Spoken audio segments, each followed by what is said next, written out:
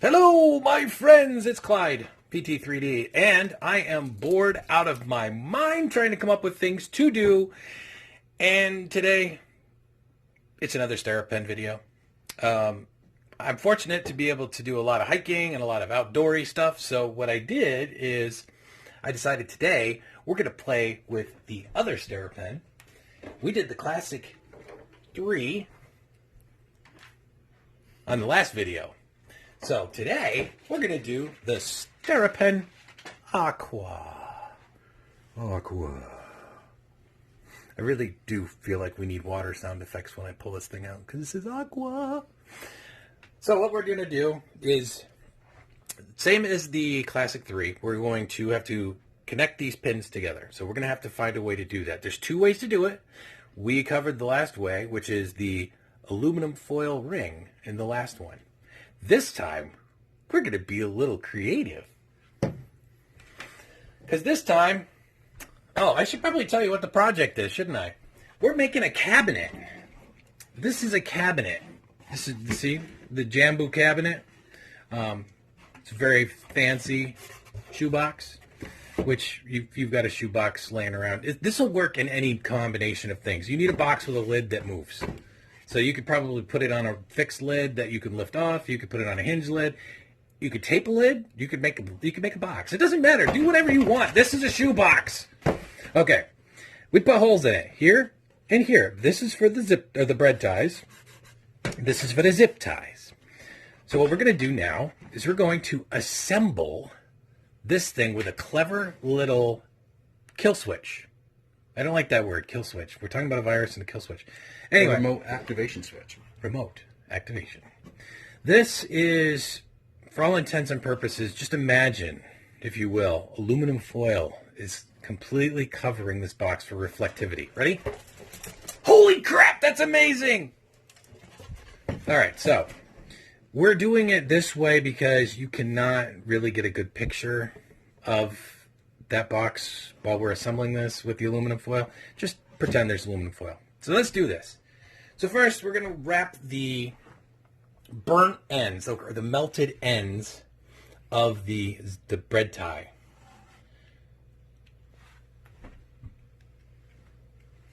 And once that's looped, we're going to loop the other one around the other side. And we're going to be really, really fancy, and we're going to use Scotch tape. Because Scotch tape is awesome.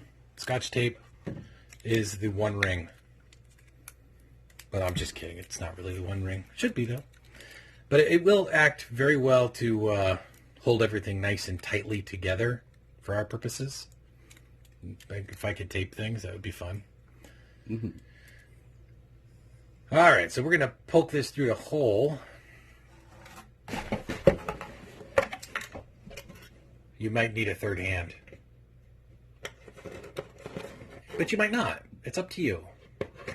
If you're observing social distancing and you happen to be a single person, then I guess you're doing this by yourself. So you'll figure it out. You can do this. I believe in you. Although you shouldn't do this because it'll probably void your warranty. Actually, maybe not. This might not void your warranty if they don't catch you.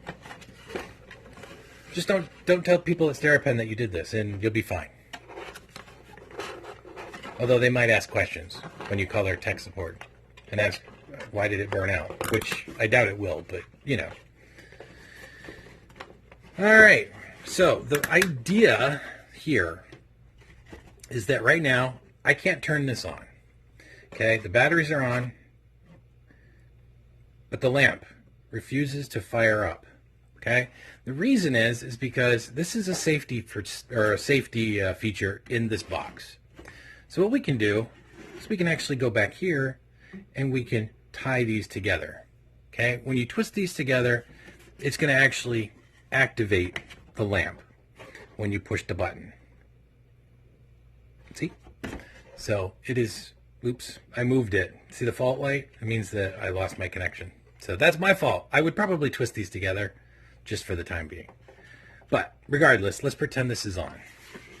Although you're probably wanting to see this work, so let's just twist this together so you can...